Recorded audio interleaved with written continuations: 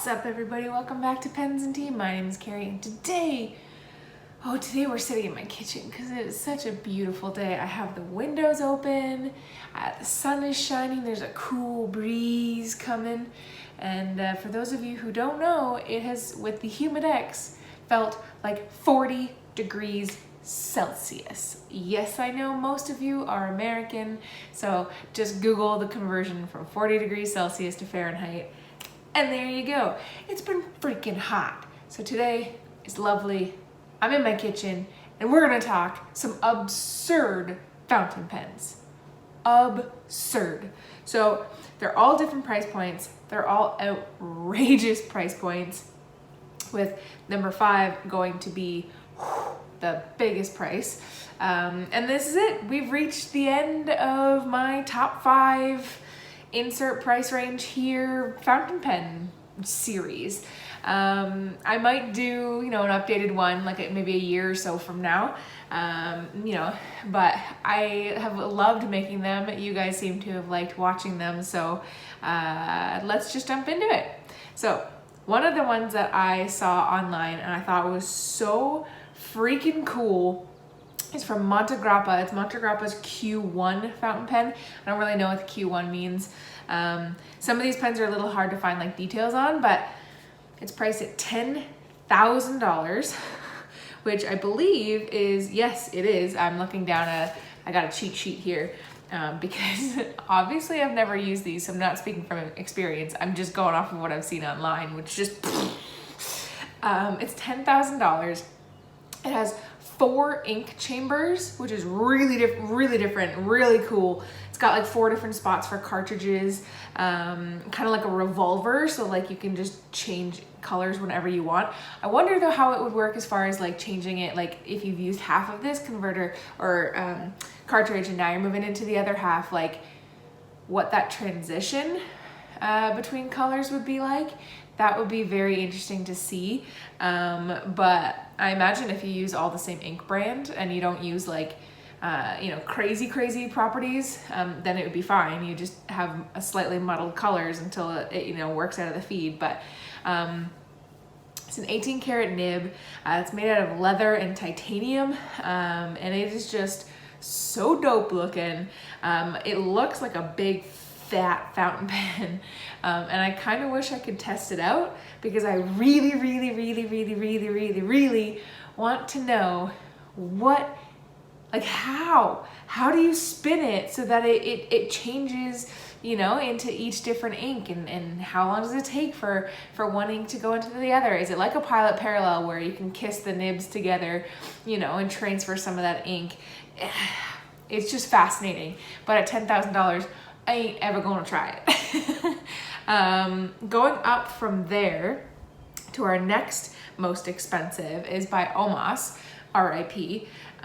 So this pricing that I found was like retail pricing when Omas still existed. So I don't know if it would go up from here. I imagine it would, but it was priced anyways at $60,000.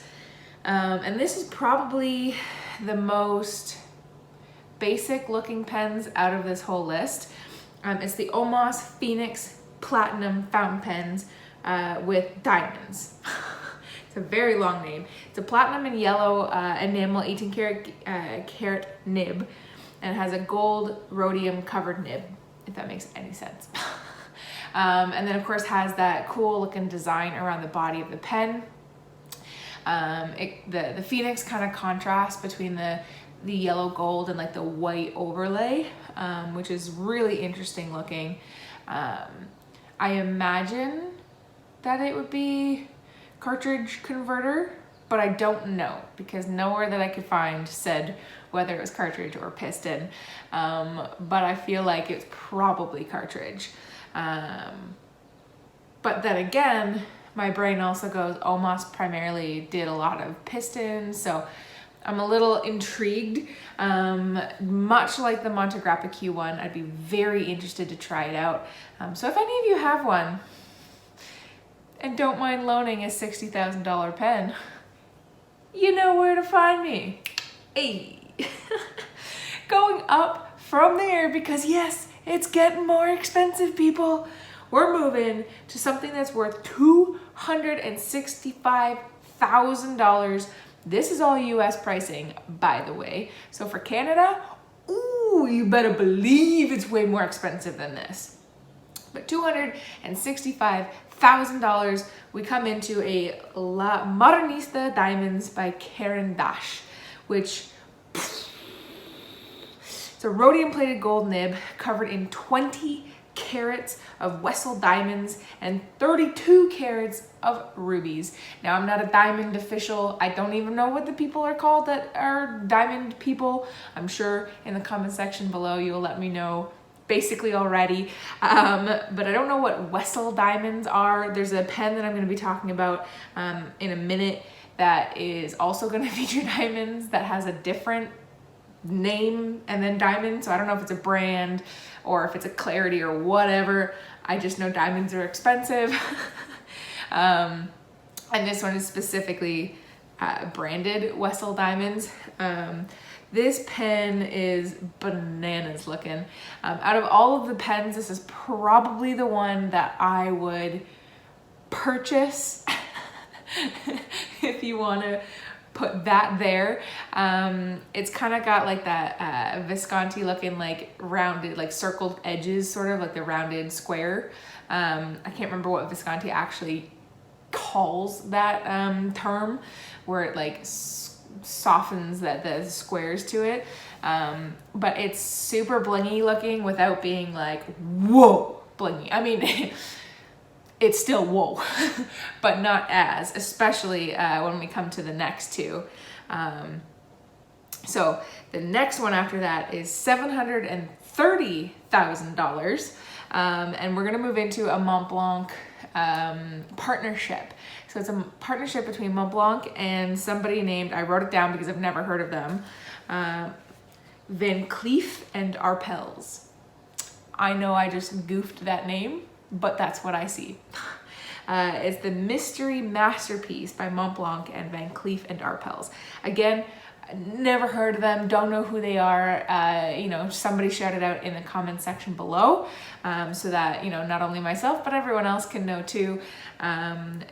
Because $730, whoa. But what's cool about this one that you don't have in any others is you actually get a choice. So obviously each pen is specialty made. It's not like they just make, you know, 10,000 of these at that price point and then sell them from there. You can choose what extra you want in it. So in the photo that's like on the screen showing this one, it has rubies in it. So those are what the red diamonds looking things are. They're not actually diamonds. Everything else is diamonds, but that color is rubies. But you also have the choice of getting either emerald or sapphire, which I think is really, really cool. So you can kind of customize. You don't have to get the red. You can get, you know, sapphire, which would be blue, or emerald, which would be green. I would probably do sapphire myself, even though a part of me would kind of want to do emerald just so I could pretend that I'm in the Wizard of Oz. You know, if you just got a spare $730,000 lying around. But if you do, hit me up and please pay for my mortgage. Thanks. But I think that it's neat, you know, that they do offer that choice. Because I suppose if you're going to be spending that kind of money on a pen, then, you know, being able to customize it is awesome. And then, as if that wasn't enough, no, we keep climbing. Because now we are at $1.4 million. I feel like Dr. Evil. And we come into one of my favorite fountain pen brands, probably my favorite, but it does kind of flip-flop every once in a while. We come to Aurora. Come to the Aurora Diamante. I am just assuming that's how you pronounce that name. For $1.4 million, you get a pen that is covered over 30 carats of De Beers diamonds. Wessel diamonds, De Beers diamonds. I don't know the difference. It all is a lot of diamonds to me, and it all is a lot of money to me. So I don't know. But either way, this thing looks bananas. The whole thing is like a giant diamond. Like, if you could picture something that looks more blinged out, let me know, because oh my gosh, it is bananas. So here's the thing, right? I love Aurora, obvi. I would never want to ink this thing up. It is literally all diamond. I mean, the piston inside obviously is not, like, it's gonna be like coated on top of whatever, but like the cap, everything, like I'm surprised the nib doesn't have freaking diamonds on it for, you know, for this price point. If I got this pen, like I would legitimately be scared to do anything with it. Like, you know, people sometimes always ask me, like, Carrie, you're getting into like really expensive fountain pens. Like, for example, I have some pens here. You know, this one, the Visconti Homo Sapiens, you know, Midnight in Florence. They're like, you know, that's a very expensive fountain pen. Like, do you get nervous using it? And I'm like, yeah, to a certain standpoint. Like, I wouldn't take this to a carnival. But I don't really have any concerns as far as like, you know, not using it because it's expensive. You buy a pen because you want to use it. But this one, for $1.4 freaking million, honey, no, I'm not inking that thing up. Not a chance would I ink that thing up. I mean, first of all, I wouldn't buy it, but if for some reason, whatever, I did have it or was gifted one, you better believe I'm selling that thing. You better believe it. I'm not keeping it. Not a chance. I would photograph the heck out of it. I would make one hell of a video. But yeah, I'm selling it. I'm taking the money and I'm running. Just saying. So, I mean, we've gone from 10,000 to 1.4 million, which still blows my mind. I mean, $10,000 for a pen is like, what? But when I was looking at fountain pens, like for the other series, I stumbled across some of these and I just had to talk about them because I cannot believe that there are pens at this price point. But it also kind of blows my mind because, you know, 4 or 5 years ago, I couldn't believe that a pen cost like $20. You know, like before I got into the hobby, let alone $1.4 million. So I'm curious, is there anything out there that like you know about that costs a bajillion dollars that you think is absurd? Because let the comment section know, man, because oh my gosh, the amount of fun that we can have talking about this stuff, whew, I'm excited.